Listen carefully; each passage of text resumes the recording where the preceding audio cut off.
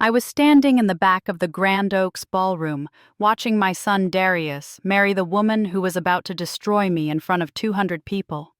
The crystal chandeliers sparkled above us. The white roses I'd paid $4,000 for filled every corner with their sweet smell. And the 7-tier cake I'd commissioned from the best bakery in Atlanta stood like a tower of my hopes and dreams.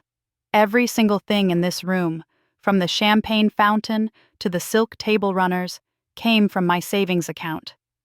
$43,000. Money I'd been putting away since Darius was born. Money I'd earned working double shifts as a nurse for 30 years. Money I'd planned to use for my retirement cruise with my sister Pauline. But when your only child looks you in the eyes and says, "Mama, I found the one. Please help me give her the wedding she deserves." What else can a mother do? Candace wanted everything, and I mean everything. Designer wedding dress, open bar, live band, custom invitations with gold foil, uplighting, a videographer, a photographer, even a second photographer for candid shots. She showed me Pinterest boards and Instagram posts, her long acrylic nails tapping against her phone screen as she said things like, "This is non-negotiable," and "Everyone will be watching." I should have seen the signs then. But I loved my son, and I wanted him happy. Now, standing here in my lavender mother of the groom dress, the one Candace had rolled her eyes at and called cute, I guess, I watched her grab the microphone from the DJ during the toast portion. She wasn't supposed to do that. Her father had just finished his speech, and Darius's best man Malcolm was next in line. But Candace had always been the type to take what she wanted, when she wanted it. Hello, everyone," she said, her voice booming through the speakers. Her white dress shimmered under the lights, and her professionally done makeup made her look like a movie star. She smiled wide, showing all her teeth. "I know we're all having an amazing time at my wedding." The crowd cheered. I felt a twist in my stomach. "I just want to take a moment," Candace continued, "to thank some very special people. First, my parents, Gerald and Yolanda, for raising me to know my worth and never settle for less than I deserve." More applause. "And second, I want to thank someone who really, really tried her best today." My stomach dropped. She was looking right at me. My mother-in-law. "Beatrice Washington, everybody!" She pointed at me with her perfectly manicured hand. A spotlight swung in my direction. I felt 200 pairs of eyes land on me like weights. "Stand up, Beatrice. Don't be shy." I didn't want to stand. My legs felt like concrete. But Darius's cousin Renee, who was sitting next to me, whispered, "Go on, Miss B," and gently pushed my elbow. I stood, my heart hammering. "There she is," Candace said, and the crowd gave polite applause. "You know, Beatrice insisted on helping with this wedding. She was so generous." The way she said generous made it sound like an insult. She wanted to contribute her own special touch to everything. The flowers, she picked those out herself. Aren't they just charming? A few people laughed. Not loud laughs, but the kind that made me want to disappear. "And this venue," Candace gestured around the ballroom. When I showed Beatrice pictures of the Four Seasons, she said, "Baby, that's too expensive. I found us a nice church hall." Can you imagine? A church hall. Thank God Darius and I put our foot down and upgraded to somewhere appropriate for a real wedding. That was a lie. I'd never suggested a church hall. I'd paid for this exact ballroom she was standing in. But you know what's really special? Candace's voice took on a sweeter, more poisonous tone. The dress Beatrice picked out for herself. That lovely lavender situation she's wearing right now. When we went shopping together, I suggested some elegant options. You know, classic, sophisticated mother of the groom energy. But Beatrice saw that lavender number and said, "This is perfect." And who was I to tell her otherwise? More laughter now. Louder. I felt heat rising up my neck. My dress wasn't lavender by accident. Candace had specifically told me her colors were blush and gold, and that mothers should wear complementary jewel tones or pastels. I'd chosen lavender because it matched the bridesmaid dresses she'd picked out. The point is, Candace said, turning to face the crowd instead of me, sometimes people try really hard, and it's the effort that counts, right? Even when the taste is a little, how do I say this nicely, tacky. The word hung in the air like a slap. Tacky. She'd called me tacky. At the wedding I'd paid for. In front of my church members, my nursing colleagues, my sister, my neighbors, and every person who'd watched me raise Darius by myself after his father passed when he was 6 years old. I felt tears burning behind my eyes, but I refused to let them fall. Not here. Not now. So let's all give Beatrice another round of applause for trying her absolute best with her limited resources and, shall we say, unique sense of style. Candace raised her champagne glass toward me, and I saw the cruelty dancing in her eyes. But then something happened. Darius stood up from the head table. My baby boy, my son, the child I'd sacrificed everything for, walked straight up to Candace and took the microphone right out of her hand. His face wasn't angry. It was calm, terrifyingly calm. "That's enough," he said quietly, but the microphone picked it up. The entire ballroom went silent. Candace blinked, confused.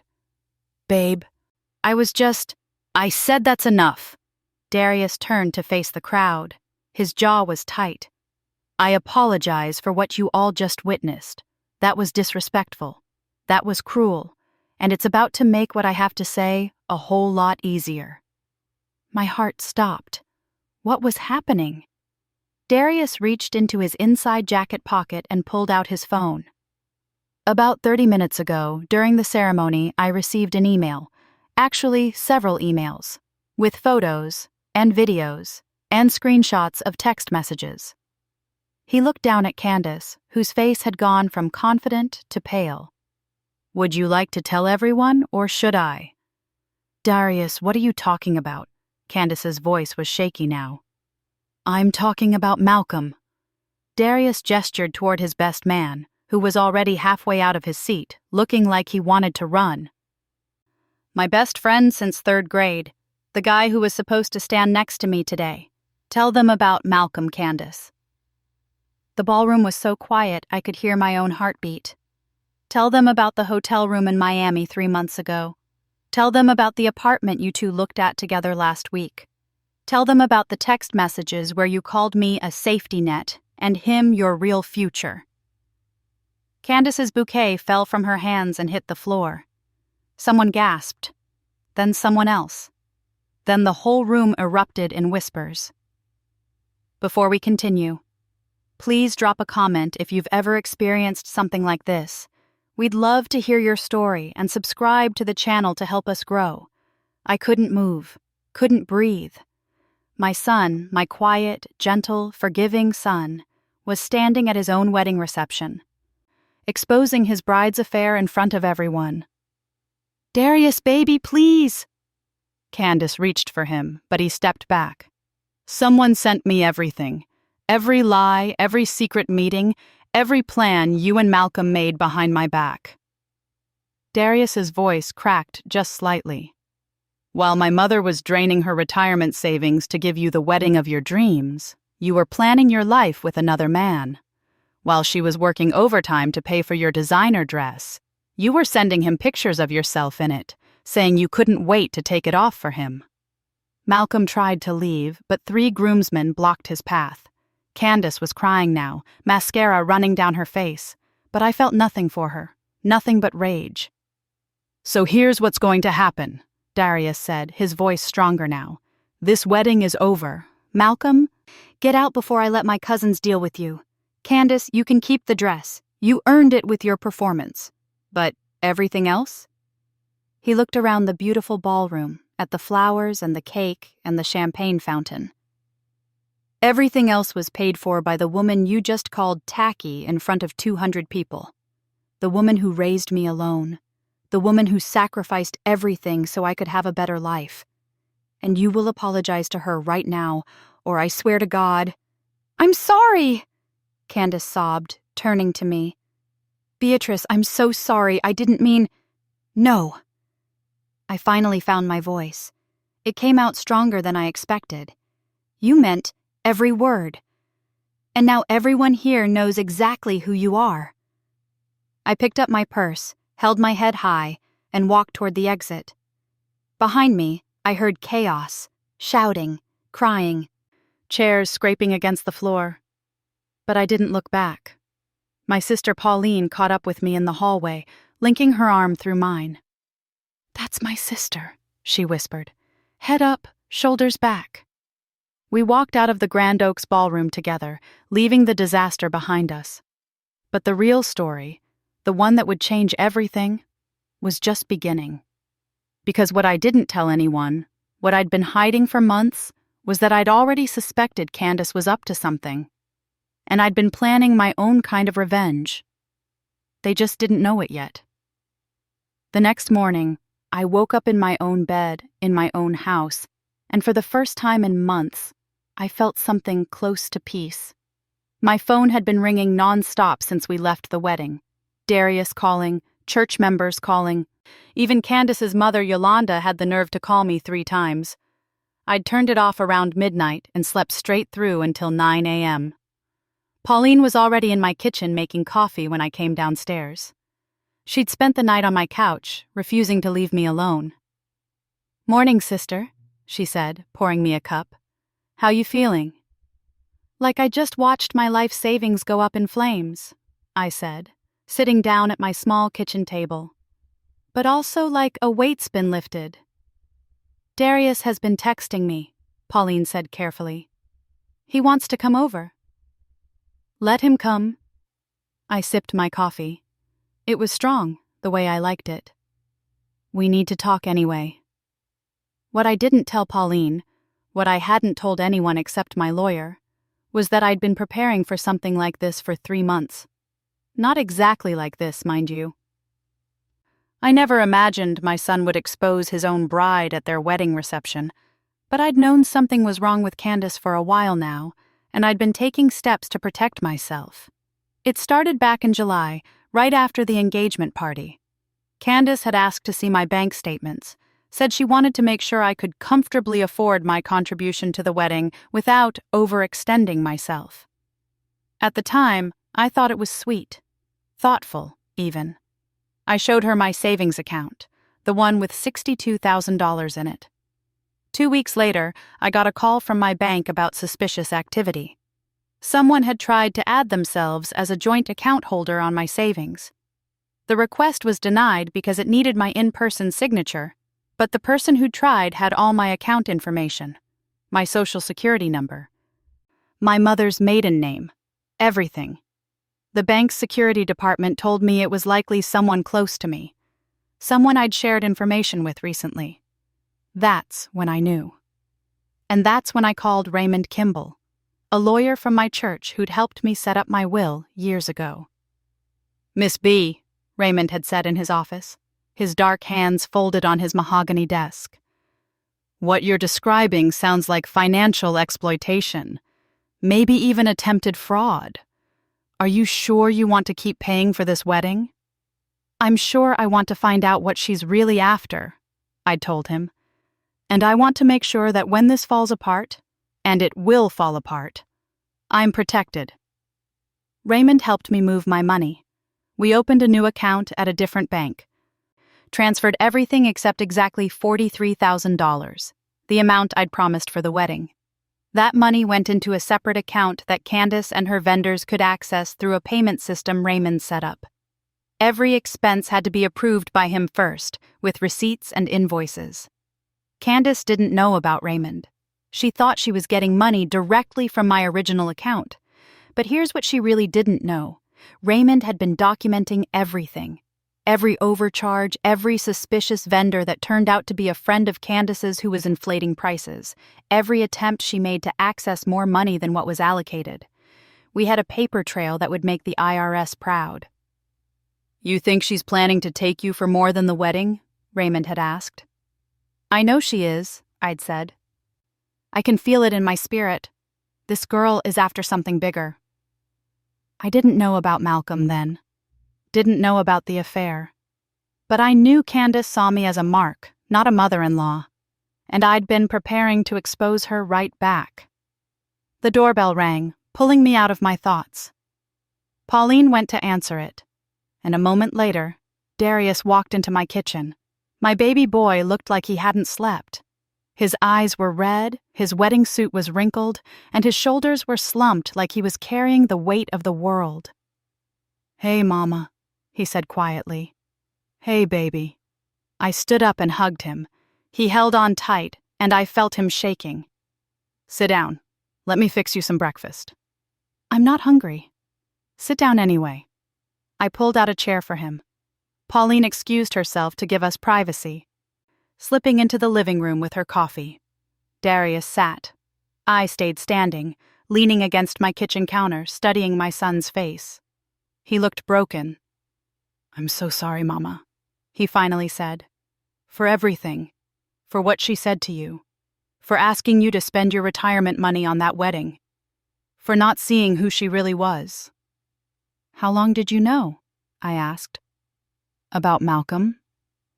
"I didn't know until yesterday, I swear." Darius ran his hands over his face. "Someone created an anonymous email address and sent me everything during the ceremony. Hundreds of messages between Candace and Malcolm. Photos of them together. Bank statements showing they'd opened a joint account. Lease applications for an apartment they were planning to move into after the wedding. After our wedding, Mama. They were planning to string me along for a few months. Then Candace was going to divorce me and take half of everything I had, plus whatever she could get from you." My blood ran cold. "From me?" "She told Malcolm you were loaded, that you had over 100,000 in savings, and once she married into the family, she'd find a way to access it. She said old people were easy to manipulate, especially ones who loved their kids too much." Darius's voice cracked. "She called you a lonely old nurse with more money than sense." I sat down across from my son, my hands trembling with rage. Not at him, never at him, but at that girl who'd looked me in my eye for 8 months, smiled at me, called me Mama B, and planned to rob me blind. "Who sent you the information?" I asked. "I don't know. The email address was random letters and numbers, but whoever it was, they saved me from the biggest mistake of my life." Darius looked up at me with tears in his eyes. "I should have listened to you. You told me to slow down. You said 8 months wasn't long enough to really know someone, but I thought I was in love, and I thought you were just being overprotective." "I was being overprotective," I admitted, "because I'm your mama and that's my job. But I was also right." "You were right about everything." Darius wiped his eyes. "And now you're out $43,000 because of my mistake." Here's where I could have told him the truth. About Raymond, about the protected accounts, about my own investigation into Candace. But something stopped me, because there was still a piece of this puzzle missing, and I needed to find it before I showed my full hand. "Don't you worry about that money," I said instead. "What's done is done. The important thing is, you found out the truth before you actually married her." "We did marry her, Mama. We signed the license before the ceremony. It's legal." My heart sank. "Then you need to file for annulment. Today. Raymond Kimball can help you." Darius looked surprised. "Raymond from church? The lawyer?" "Yes, call him."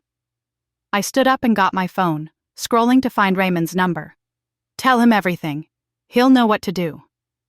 What I didn't say was that Raymond was already expecting Darius's call. We'd planned for this possibility, too. Darius left an hour later, promising to go straight to Raymond's office. After he drove away, I finally turned my phone back on. 63 missed calls, 42 text messages, and one voicemail that made my blood pressure spike the moment I heard the voice. "Beatrice, this is Yolanda Harris, Candace's mother." Her voice was cold and sharp. "I don't know what lies your son has been spreading about my daughter, but you need to get your family under control. Candace is devastated. Devastated. After everything she's been through, after all the planning and stress, your son humiliates her in front of everyone, and you just walk out like you're the victim? We need to talk, face to face. Today. I'll be at your house at 3 o'clock. We're going to settle this like adults." I played the message 3 times, feeling my anger build with each replay. The audacity. The sheer nerve of this woman to threaten to show up at my house and settle this after her daughter tried to scam me and broke my son's heart. "Pauline!" I called out. My sister came back into the kitchen. "We're going to have company this afternoon, and I think it's time I made some calls of my own." I started with Detective Angela Morrison, another member of my church who happened to work in the fraud division. Then I called Reverend Hayes from New Hope Baptist, where I'd been a member for 30 years. Then I called my nursing supervisor, Diane, who'd helped me document every time I'd had to leave work early for wedding planning meetings with Candace. And finally, I called Raymond back. "It's time," I told him. "Bring everything you have." I think Candace's mama is about to find out her daughter picked the wrong woman to mess with. By 2:30, my living room looked like a war room. Raymond sat on my couch with 2 file folders full of documents. Detective Morrison was at my dining table with her laptop. Reverend Hayes was in my armchair, his Bible on his lap and his reading glasses perched on his nose. Pauline was stationed by the front window watching for Yolanda's car. And I was in my kitchen, calm as still water, making sweet tea like I was preparing for a Sunday social. At exactly 3 o'clock, Yolanda's white Mercedes pulled into my driveway. She got out wearing a navy pantsuit and oversized sunglasses, her heels clicking against my walkway like gunshots. She wasn't alone. Gerald, Candace's father, climbed out of the passenger side. And from the back seat came Candace herself, still in the clothes she'd worn when she left the reception, her face puffy from crying. "They brought the whole family," Pauline muttered from the window. "Good," I said, pouring tea into glasses. "Let them all hear the truth." The doorbell rang. I took my time walking to answer it, smoothing down my casual Sunday dress, checking my reflection in the hallway mirror. I looked good, rested, unbothered. Like a woman who had nothing to fear and everything to gain. I opened the door with a smile. "Yolanda, Gerald, Candace, y'all come on in." Yolanda pushed past me without greeting, her eyes scanning my small living room and landing on the group of people waiting inside. Her confidence faltered for just a second. "What is this?" she demanded. "I said we needed to talk, not have a town hall meeting." "Oh, this?" I gestured to my guests. "These are my witnesses. Have a seat." What happened next would change everything. Because I wasn't the helpless old woman they thought I was, and they were about to find out exactly what it cost to underestimate Beatrice Washington. Yolanda stood frozen in my living room doorway, her eyes moving from Raymond in his suit to Detective Morrison with her badge clipped to her belt to Reverend Hayes with his Bible. Gerald and Candace crowded behind her, and I could see the moment they all realized this wasn't going to be the ambush they'd planned. "Sit down," I said again, gesturing to my sofa. My voice was calm, but it carried the authority of a woman who'd spent 30 years telling people what to do in emergency rooms. "We have a lot to discuss." "I'm not sitting anywhere until you explain what's going on," Yolanda snapped, but her voice had lost some of its edge. "And who are all these people?" "This is Raymond Kimball, my attorney," I said, introducing each person. "This is Detective Angela Morrison from the Metro Fraud Division. And this is Reverend Hayes from New Hope Baptist Church, who's here as my spiritual advisor and witness. Y'all want some sweet tea?" "We don't want tea," Yolanda said. "We want answers.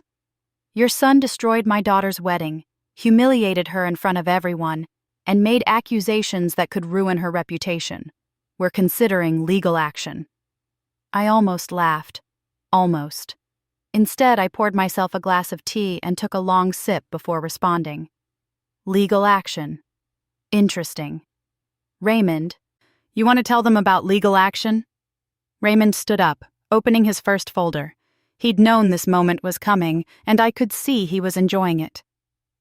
"Mrs. Harris, Mr. Harris, Candace, I'd advise you to sit down."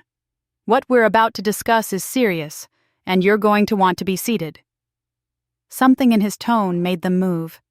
They sat on my couch, all three of them squeezed together like children called to the principal's office. Candace wouldn't look at me. Her eyes stayed fixed on the floor. 3 months ago, Raymond began, someone attempted to add themselves as a joint holder on Mrs. Washington's savings account at First National Bank. The attempt was made using Mrs. Washington's personal information, Social Security number, mother's maiden name, date of birth, information that had been shared with very few people. The bank's security department flagged it as suspicious and denied the request. Yolanda's face went pale. Gerald shifted uncomfortably. Candace's hands started shaking in her lap. "After that incident," Raymond continued, "Mrs. Washington came to me for legal protection.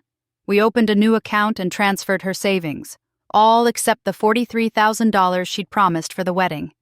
That money went into a controlled account that required my approval for every expense. Do you know why we did that?"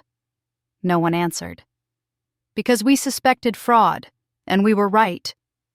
Raymond pulled out a stack of papers. "Candace, do you recognize this vendor? Blissful Events, LLC?" Candace's voice came out as a whisper. "That's the wedding planner. Except it's not a real wedding planning company. It's an LLC registered to your cousin Tamika, who has no experience in event planning. You paid her $12,000 for services that were actually provided by Mrs. Washington herself. The phone calls, the meetings, the coordination. Tamika admitted everything when Detective Morrison contacted her last week. She said you told her it was a creative way to move money around." Gerald stood up suddenly. "Now, wait just a minute." "Sit down, Mr. Harris," Detective Morrison said, her voice cutting through the room like a knife. She didn't raise her voice, but everyone sat. "I have 22 instances of invoice fraud, vendor kickbacks, and expense manipulation. Your daughter and her cousin ran a scheme to inflate wedding costs and pocket the difference. That's wire fraud. That's a felony." The room went silent except for the sound of Candace crying. Yolanda put her arm around her daughter, but her face had gone from angry to terrified. "There's more," Raymond said. He pulled out another stack of papers. "Candace, would you like to tell your parents about the credit cards you opened in Darius's name, or should I?" "What credit cards?" Gerald's voice boomed. He turned to his daughter. "Candace, what is he talking about?" "She opened 3 credit cards using Darius's information," Raymond explained. "Charged approximately $18,000 to them. Luxury purchases, hotel stays, gifts, most of which were for Malcolm according to the receipts. Darius didn't know about these cards until yesterday. Identity theft, Mr. Harris. Another felony." Yolanda's arm dropped from Candace's shoulders. She stared at her daughter like she was looking at a stranger. "Candace? Is this true?" Candace was sobbing now, her whole body shaking. "I was going to pay it back. I was going to fix everything. It wasn't supposed to happen like this." "How was it supposed to happen?" I asked, speaking for the first time since Raymond started. I set my tea down and walked closer to the couch. "Were you supposed to marry my son, take whatever you could from both of us, and then run off with Malcolm? Was that the plan?" "I loved Darius," Candace cried, but even she didn't sound convinced. "You loved his potential," I corrected.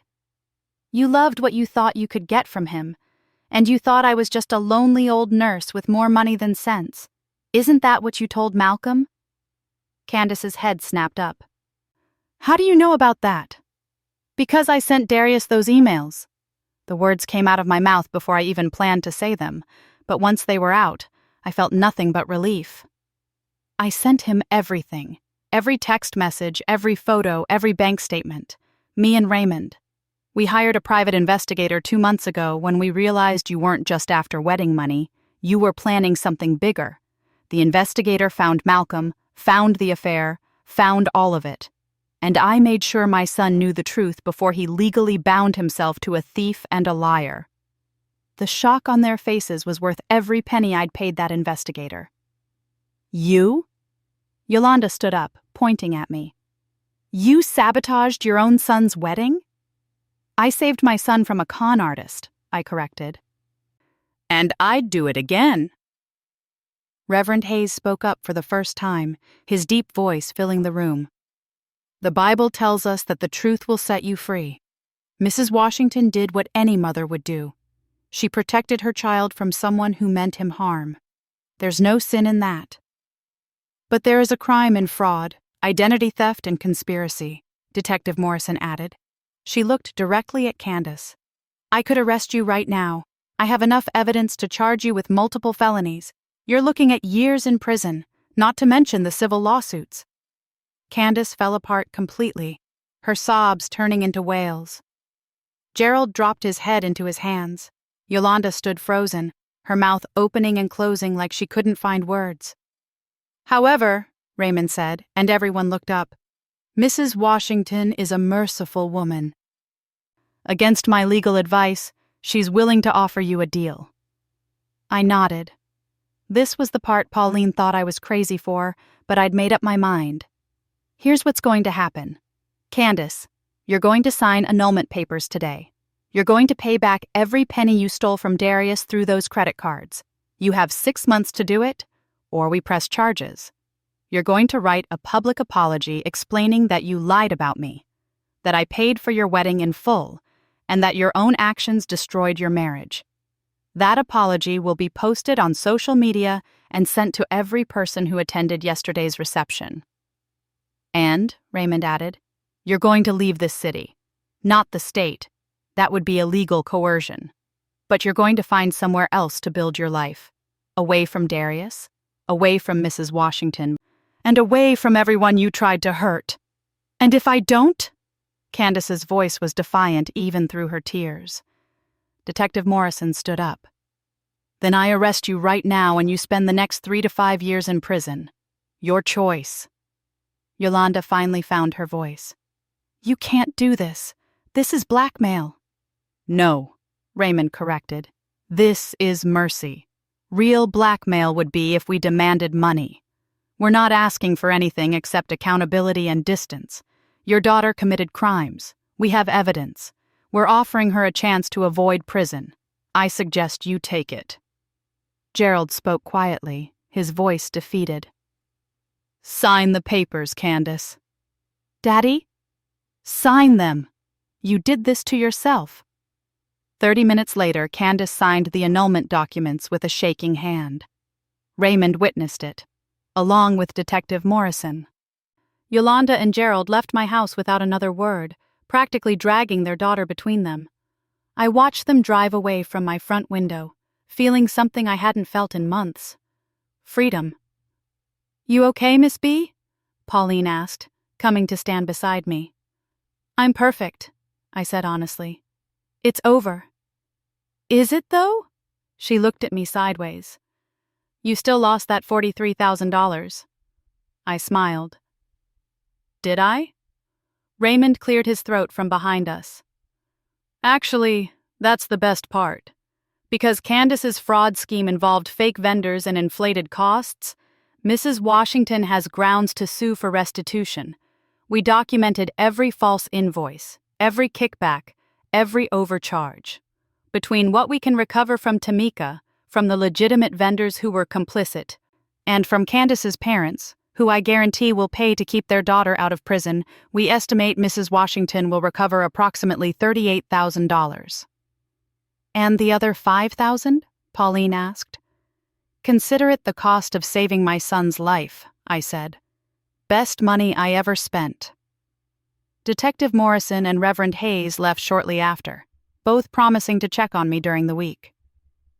Raymond stayed a bit longer to review the annulment process and explain what would happen next with the restitution case. By the time he left, it was after 6 p.m., and I was exhausted. But it was a good exhaustion. The kind you feel after winning a battle you didn't think you could win. Darius came by that evening, letting himself in with his key. I was sitting in my favorite chair, watching the sunset through my living room window when he walked in. Hey, Mama. Hey, baby. How you doing? Better. Raymond helped me file the annulment paperwork. It should be finalized in a few weeks. He sat on the ottoman across from me, his hands clasped between his knees. He told me everything. About the investigation, about the fraud, about you sending those emails. Are you angry? No. Darius shook his head. I should be, maybe. You went behind my back. You investigated my fiancé. You sabotaged my wedding. I did. But you saved my life. He looked up at me with tears in his eyes. If you hadn't done all that, I'd be married to someone who was planning to destroy me. Someone who was using me. I'd have lost everything, including you. You'll never lose me, I said firmly. I'm your mama. That's forever. He moved from the ottoman to kneel beside my chair, laying his head in my lap like he used to do when he was a little boy. I ran my fingers through his hair, and we stayed like that for a long time, not talking, just being. I'm going to pay you back, he finally said. Every penny you spent on that wedding. It might take me a while, but I'll do it. You'll do no such thing. That money was a gift. What kind of mother would I be if I charged my child for protecting him? The kind who just outsmarted a con artist and a cheater, Darius said with a small laugh. Mama, you're incredible. I hope I'm half as smart as you someday. You're already smarter. You figured out something was wrong before I did. You trusted your gut. That's what saved you in the end. We talked for another hour, making plans for the future. Darius was going to stay with me for a few weeks while he found a new apartment. The one he'd shared with Candace during their engagement held too many bad memories. We talked about him going back to therapy, about taking time to heal, about not rushing into anything new. I think I'm done with relationships for a while, he admitted. Good. Work on yourself. Build your life. The right person will come when you're ready. After Darius left, I called my sister. Pauline, remember that retirement cruise we were planning? The one you canceled to pay for the wedding from hell? That's the one. How do you feel about booking it for next spring? My treat. Pauline squealed so loud I had to hold the phone away from my ear. Are you serious? Miss B, I thought that money was gone. Most of it's coming back, and even if it wasn't, life's too short. We're going on that cruise. We spent the next hour looking at cruise packages online, laughing like teenagers, planning excursions in Jamaica and the Bahamas. For the first time in almost a year, I felt like myself again. Not Darius's mother, not Candace's victim, not a retired nurse with limited resources and unique taste. Just Beatrice, a woman who'd fought for her family and won. 3 weeks later, I got a message on Facebook from someone I didn't recognize. When I opened it, I saw it was Candace's public apology, posted exactly as we'd demanded.